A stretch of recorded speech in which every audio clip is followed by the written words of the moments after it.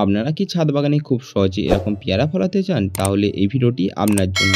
আজকের এই ভিডিওটিতে আমি সম্পূর্ণ শেয়ার করব এই গ্রীষ্মকালীন বা মার্চ মাসের কিছু পরিচর্যা, যেগুলি যদি আপনারা ফলো করেন, এবং একটি খাবার দেখাবো যেটি যদি আপনারা দেন গাছ ভর্তি প্রচুর প্রচুর ফলন আপনারা পাবেন। আমরা এখন শীতকাল ছেড়ে গরমকালে উপনীত হয়েছি। এখনই আস্তে আস্তে আমাদের গাছে প্রচুর প্রচুর ফুল আসতে শুরু করবে। তার জন্য আপনাদেরকে এই মার্চ মাসে বিশেষ পরিচর্যা করতে হবে, এবং যে খাবারটি আমি দেখাবো সেটি যদি গাছে দেন, গাছে এক সপ্তাহের মধ্যে দেখবেন প্রচুর প্রচুর ফুল আসতে শুরু করেছে। কারণ এই সময়ই হচ্ছে সবথেকে গুরুত্বপূর্ণ পরিচর্যাটি আমাদেরকে পালন করতে হবে, যেটি হলো গাছে ফুল আসার আগের পরিচর্যা। তো এই পরিচর্যাটি হলো মার্চ মাসে পেয়ারা গাছের সবথেকে গুরুত্বপূর্ণ পরিচর্যা। এই পরিচর্যাটি আপনারা সঠিকভাবে করলে গাছ ভর্তি প্রচুর প্রচুর ফুল আপনারা পাবেন। তার জন্য বন্ধুরা ভিডিওটি কন্টিনিউ দেখবেন। চ্যানেলে কোনো নতুন বন্ধু হয়ে থাকলে অবশ্যই করে আপনারা আমার চ্যানেলটিকে সাবস্ক্রাইব করে নেবেন। তো বন্ধুরা চলুন ভিডিওটি শুরু করা যাক এবং ভিডিওর মূল বিষয়টিতে আসা যাক। অনেকে আমার ভিডিওতে কমেন্ট করে বলছিলেন যে পেয়ারা গাছে ভিডিও আনার। তো আজকে পেয়ারা গাছে ভিডিও নিয়ে চলে এসেছি। তারা জানাচ্ছিলেন যে তাদের পেয়ারা গাছে কেন ফুল আসছে না, গাছের গ্রোথ একদমই ভালো হচ্ছে না। আমি যে খাবারগুলি দিতে বলবো এবং যে খাবারটি দিতে বলবো সেটি যদি দেন এবং সেভাবে পরিচর্যা করেন, গাছ ভর্তি প্রচুর প্রচুর ফলন আপনারা পাবেন। তার জন্য বন্ধুরা ভিডিওটি কন্টিনিউ দেখতে থাকুন। তো এর জন্য আমাদেরকে এই গাছের বিশেষ কিছু পরিচর্যা করতে হবে। দেখুন আমার গাছে বেশ ভালোই আস্তে আস্তে ফলন আসতে শুরু করেছে। দেখুন গাছে ছোট ছোট কুশি আসতে শুরু করেছে এবং কিছুদিন পরেই এগুলি ফলে পরিণত হবে। তো কিভাবে আপনারা এই গাছের সবার প্রথম পরিচর্যাগুলি করবেন এবং এই গাছে কি খাবার দেবেন, চলুন আমরা দেখে নিই। গাছে যদি আপনারা প্রচুর প্রচুর ফুল আনতে চান, পাশাপাশি গাছের গ্রোথকে দ্বিগুণ করতে চান, আপনাদেরকে গাছে বিশেষ খাবার দিতে হবে। তা না হলে গাছ খাবার না পেলে গাছে একদমই নতুন নতুন কুড়ি আসবে না, পাশাপাশি গাছে একদমই নতুন নতুন গ্রোথ আসবে না। তো তার জন্য আপনাদেরকে বিশেষ কিছু খাবার দিতে হবে। এতদিন পর্যন্ত পেয়ারা গাছে আমরা নানা রকম খাবার দিয়ে এসেছি। নাইট্রোজেনযুক্ত খাবার, পটাশযুক্ত খাবার, সরিষার খোল পচানো জল, নানা রকম খাবার আমরা দিয়েছি। তো এই মাসে এসে দাঁড়িয়ে আমরা এই গাছে কোনো রকম ওইসব খাবার দেবো না। আমাদেরকে একটি খাবার দিতে হবে, যেটি হচ্ছে পটাশযুক্ত খাবার আমাদেরকে এই মাসে এসে দাঁড়িয়ে দিতে হবে। তো এই সময় এসে আপনারা যারা ছাদ বাগানে এই পেয়ারা গাছ প্রতিস্থাপন করেছেন, সেক্ষেত্রে আপনারা এই সময় গাছে কলার খোসা পচানো জল আপনারা গাছে দিতে পারেন। কলার খোসার মধ্যে আছে অর্গানিক পটাশিয়াম, যা আপনার গাছে প্রচুর প্রচুর ফুল আনতে সহায়তা করবে। আর আপনারা যারা মাটিতে গাছ প্রতিস্থাপন করেছেন, সেক্ষেত্রেও আপনারা যারা জৈব উপায়ে বাগান করেন, তারাও কলার খোসা পচানো জল গাছে দিতে পারেন। আর কলার খোসা যদি আপনারা না পান, তার পরিবর্তে আপনারা পেঁয়াজের খোসা পচানো জল, সবজির খোসা পচানো জল আপনারা এই লিকুইড খাবারটিকে গাছে দিতে পারেন। এই খাবারের পাশাপাশি আমাদেরকে গাছে পটাশযুক্ত খাবার হিসেবে যেটি দিতে হবে, সেটি হচ্ছে আপনারা এমওপি বা মিউরেট অফ পটাশ বা লাল পটাশ আপনারা এই গাছে দিতে পারেন। আপনারা এটিকে বাজারে এমওপি বা মিউরেট অফ পটাশ নামে খুঁজলে খুব সহজে এটিকে পেয়ে যাবেন। তো প্রত্যেক গাছে টব হিসেবে আপনারা গাছে 1 চামচ করে ব্যবহার করতে পারেন। আপনারা 5 থেকে 10 ইঞ্চি সাইজে যদি টবে গাছ প্রতিস্থাপন করেন, সেক্ষেত্রে আপনারা 1 চামচ ব্যবহার করতে পারেন। তার থেকে বড় টব হলে আপনারা 1.5 চামচ মতো টবে ব্যবহার করতে পারেন। আর অবশ্যই টবের চারিদিকে খুব ভালোভাবে এই খাবারটিকে দেবেন। গাছের গোড়া মাটিটিকে খুঁচিয়ে দেবেন এবং তারপর জল দিয়ে দেবেন। আর যারা মিউরেট অফ পটাশ পাবেন না, তারা এনপিকে 10-26-26 গাছে দিতে পারেন। এনপিকে 10-26-26 যদি গাছে দেন, গাছে দ্রুত গতিতে ফুল চলে আসবে, পাশাপাশি গাছের গ্রোথও খুব সুন্দর হবে। এই মিউরেট অফ পটাশ বা এনপিকে 10-26-26 এই দুটি খাবারকে গাছে আপনারা অল্টারনেট করে ব্যবহার করবেন। আপনারা যদি এই খাবারটিকে এই মাসে দেন, সেক্ষেত্রে এনপিকে 10-26-26 আপনারা পরের মাসে ব্যবহার করবেন। এই খাবারটিকে আপনারা গাছে 20 দিন অন্তর অন্তর ব্যবহার করবেন। 20 দিনের ব্যবধানে ব্যবহার করলে গাছে খুব সুন্দর রেজাল্ট পাবেন। আর ঘন ঘন যেন এই খাবারটিকে একদমই ব্যবহার করবেন না। আর শুধুমাত্র আপনারা রাসায়নিক খাবারের উপরে ভরসা করে থাকবেন না, কারণ রাসায়নিক খাবার যদি বেশি আপনার গাছে পরিমাণে দেন, সেক্ষেত্রে গাছের গ্রোথ অনেক সময় নষ্ট হয়ে যেতে পারে। তাই আপনারা এই মাসে আপনারা জৈব খাবার দিতে পারেন, পাশাপাশি পরের মাসে আপনারা রাসায়নিক খাবার দিতে পারেন। আপনারা শুধুমাত্র রাসায়নিক খাবার গাছে একদমই দেবেন না, কারণ এতে অনেকটা গাছের ক্ষতি করে। এই খাবারটিকে গাছে আপনারা দেবেন, তাহলেই দেখবেন গাছে নতুন করে দ্রুত ফুল আসতে শুরু করবে।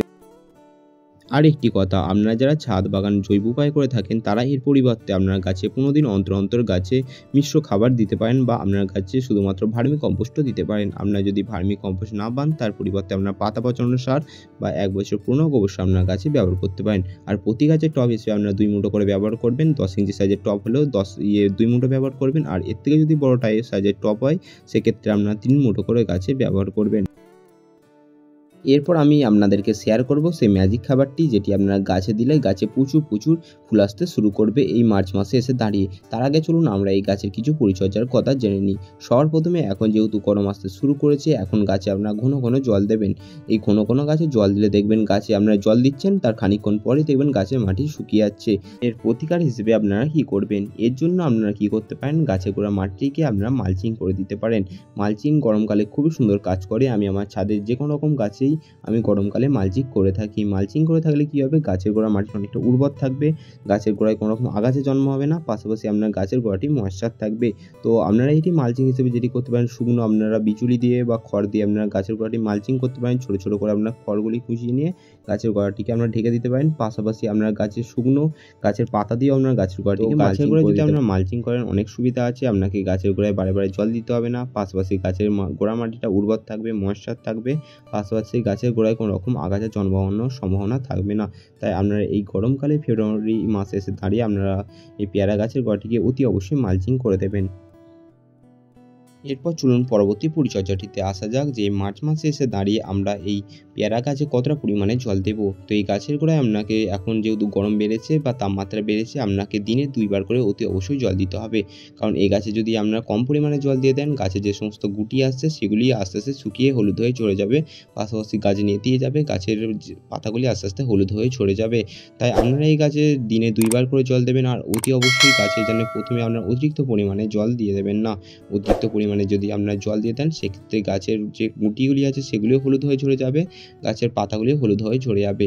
তাই আপনার গাছের গোড়াটিকে যখন জল দেবেন, গাছের গোড়াটিকে হাত দিয়ে খুব ভালোভাবে দেখে নেবেন। যদি মনে হয় জল দেওয়ার মতো হয়েছে তখনই জল দেবেন, প্রয়োজনের তুলনায় একদমই অতিরিক্ত পরিমাণে জল দেবেন না। অতিরিক্ত পরিমাণে জল দিয়ে দিলে যেটি বললাম, গাছের গুটিগুলো সমস্ত হলুদ হয়ে ঝরে যাবে, গাছের ফল ও ফুল কম আসবে। পরবর্তী পরিচর্যা হিসেবে যেটি করবেন সেটি হচ্ছে এই গাছটিকে আপনারা কোন জায়গায় রাখবেন। তো এই গরমকালে এসে দাঁড়িয়ে আস্তে আস্তে প্রচুর তাপমাত্রা বাড়বে। তো এই গাছটিকে একদম সরাসরি ডাইরেক্ট সানলাইটে রাখা যাবে না। তাহলে আমরা এই গাছটিকে কোন জায়গায় রাখবো? তো এই গাছটিকে আপনারা এমন জায়গায় রাখবেন যেখানে 4 থেকে 5 ঘন্টা রোদ আপনার এই গ্রীষ্মকালীন এই পেয়ারা গাছে যেন অতি অবশ্যই পায়। আপনার সকাল দিকে 8টা থেকে 11টা কিংবা 12টা অবধি সূর্যের আলোটা আপনার গাছে খাইয়ে নেবেন এবং গাছটিকে আপনারা শেডিটায় নিয়ে চলে যাবেন। কারণ এই একদম অতিরিক্ত তাপমাত্রায় যদি আপনারা এই গাছটিকে রাখেন বা একদম পুরোপুরি ডাইরেক্ট সানলাইটে রাখেন, সেক্ষেত্রে গাছের গুটিগুলি আস্তে আস্তে হলুদ হয়ে ঝরে যেতে পারে, পাশাপাশি গাছের পাতা হলুদ হয়ে ঝরে যেতে পারে, গাছ নেতিয়ে যেতে পারে। তাই আপনারা যারা টবে গাছ প্রতিস্থাপন করেছেন তারা একটু শেডিটায় নিয়ে চলে যাবেন। আর যারা মাটিতে আছে তাদের কোনো রকম সমস্যা নেই, কোনো রকম কিছু হবে না, তাদের কোনো রকম কিছু করার প্রয়োজন নেই।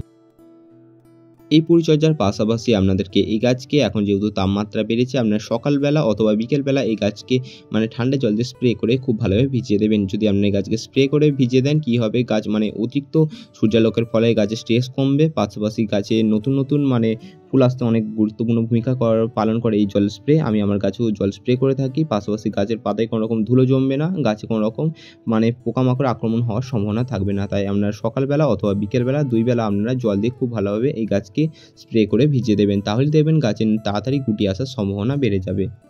এরপর চলুন আমরা দেখে নিই যে মার্চ মাস এসে দাঁড়িয়ে আমরা এই গাছে কোন ধরনের মিক্স খাবার দেব। তো খাবার বলতে এই খাবারটি আমি আপনাদেরকে দেখিয়েছিলাম আগের ভিডিওতে, আমি এটি ড্রাগন গাছেও দিয়েছিলাম। এই খাবারটি খুবই গুরুত্বপূর্ণ ভূমিকা পালন করবে এই মার্চ মাসে এসে দাঁড়িয়ে আপনার পেয়ারা গাছে প্রচুর ফুল আনতে। তো এখানে খাবার বলতে কী আছে? তো খাবার বলতে এখানে 5 থেকে 6টি মতো আমি ডিমের খোসা নিয়েছি, সেটিকে খুব ভালোভাবে সেদ্ধ করে নিয়েছি এবং রোদে শুকিয়ে নিয়েছি। আপনারাও সেটিকে সেদ্ধ করে রোদে শুকিয়ে নেবেন, কারণ তাদের নানা রকম ফাঙ্গাসের আসার সম্ভাবনা থাকে। এবং পাশাপাশি আমি এখানে নিয়েছি 2 থেকে 3 মুঠো মতো পোলট্রি লিটার। আপনারা যদি পোলট্রি লিটার না পান, তার পরিবর্তে আপনারা ভার্মি কম্পোস্ট বা পাতা পচানো সার বা গোবর সার আপনারা ব্যবহার করবেন। পাশাপাশি এখানে 1 চামচ মতো নিয়েছি ডিএপি এবং 1 চামচ মতো নিয়েছি এনপিকে 10-26-26। আপনারা এনপিকে 10-26-26 এর পরিবর্তে আপনারা ব্যবহার করতে পারেন, লাল পটাশও আপনারা ব্যবহার করতে পারেন। এই সমস্ত উপকরণটিকে আপনারা খুব ভালোভাবে একে অপরের সাথে মিশিয়ে নেবেন। এই যে খাবারটি আমি দেখাচ্ছি, এটি হলো একদম মার্চ মাসে আপনার পেয়ারা গাছে প্রচুর ফুল আনতে সহায়তা করবে। আপনারা খুব ভালোভাবে এই খাবারটিকে একে অপরের সাথে মিশিয়ে নেবেন এবং প্রতি গাছে টব হিসেবে আপনারা এই খাবারটিকে 1 মুঠো করে ব্যবহার করবেন। আর আপনারা যদি মাটিতে গাছ প্রতিস্থাপন করেন, সেক্ষেত্রে আপনারা 3 থেকে 4 মুঠো মতো এই খাবারটিকে ব্যবহার করতে পারেন। আর আপনারা যদি 10 ইঞ্চি সাইজের টবের থেকে একটু বড় সাইজের টবে এই গাছটিকে প্রতিস্থাপন করেন, সেক্ষেত্রে আপনারা 1.5 মুঠো মতো আপনারা ব্যবহার করবেন। এই খাবারটিকে আপনারা প্রত্যেক মাসে একবার করে ব্যবহার করবেন। 30 দিন অন্তরে ব্যবধানে এই খাবারটিকে ব্যবহার করা যাবে। আপনারা মার্চ মাসে দিচ্ছেন এবং এপ্রিল মাসে ওইটিকে দিতে পারেন এবং পরের মাসগুলিতেও আপনারা এই খাবারটিকে দিতে পারেন। তো প্রত্যেক গাছের টব হিসেবে আপনারা 1.5 মুঠো করে ব্যবহার করবেন। পাশাপাশি গাছের গোড়া মাটিকে খুঁচিয়ে নেবেন এবং গাছে খাবারটি দিয়ে দেওয়ার পর গাছে আপনারা ভরপুর জল দিয়ে দেবেন। এই খাবারটি যে দেখালাম, এটিকে যদি আপনারা গাছে দেন, আপনারা দেখবেন 1 সপ্তাহ কিংবা 10 দিনের মধ্যে গাছে প্রচুর ফুল আসতে শুরু করবে। এইটি গেল খাবারের বিষয়টি এবং পরিচর্যা আমরা শেয়ার করলাম। এরপর চলুন আমরা এই গাছের সবথেকে গুরুত্বপূর্ণ বিষয়টিতে জেনে নিই যে এই গাছে কেমন কী রোগ পোকার আক্রমণ হয়। তো এই গাছে রোগ পোকার আক্রমণ বলতে যেগুলি হয় সেটি হলো এই গাছের পাতা হলুদ হয়ে ঝরে যায়, পাশাপাশি গাছের পাতা মানে আস্তে আস্তে কালো রঙের স্পট দেখা দেয় এবং গাছের পাতা আস্তে আস্তে কুঁকড়ে যায়। তার জন্য আপনারা কী ব্যবহার করবেন? এর জন্য আপনারা যেটি ব্যবহার করতে পারেন সেটি হচ্ছে আপনারা কাকা বা সুপার সোনাটা গাছে ব্যবহার করতে পারেন। প্রতি গাছের টব হিসেবে আপনারা গাছে 30 ফোঁটা করে আপনারা ব্যবহার করতে পারেন। তো 1 লিটার জলে 30 ফোঁটা নেবেন এবং সেটিকে খুব ভালোভাবে ঝাঁকিয়ে নিয়ে সেটিকে আপনারা গাছে স্প্রে করবেন। এই যে মানে কীটনাশকটি আমি শেয়ার করলাম এটি যদি আপনারা গাছে দেন, গাছে কোনো রকম রোগ পোকার আক্রমণ হওয়ার সম্ভাবনা নেই। পাশাপাশি এই গাছে মিলিবাগের আক্রমণও দেখা দেয়। এই খাবারটি মানে এই কীটনাশকটিকে যদি আপনারা গাছে দেন, মিলিবাগ থেকে আরম্ভ করে সমস্ত রকম পোকামাকড় আপনার গাছ থেকে মানে দূরে থাকবে। তো ভিডিওটি কেমন লাগলো অবশ্যই কমেন্ট করে জানাবেন এবং চ্যানেলে যদি কোনো নতুন বন্ধু হয়ে থাকলে অবশ্যই করে আপনারা আমার চ্যানেলকে সাবস্ক্রাইব করে নেবেন এবং যেভাবে পরিচর্যা করতে বললাম, যেভাবে সমস্ত খাবারগুলি দিতে বললাম সেগুলি আপনারা স্টেপ বাই স্টেপ ফলো করবেন, দেখবেন আপনাদের কাছেও প্রচুর ফুল আসতে শুরু করবে। তো দেখা হচ্ছে আবার অন্য কোনো ভিডিও নিয়ে। তো ততক্ষণ সুস্থ থাকবেন, ভালো থাকবেন এবং আমার ভিডিও দেখতে থাকবেন।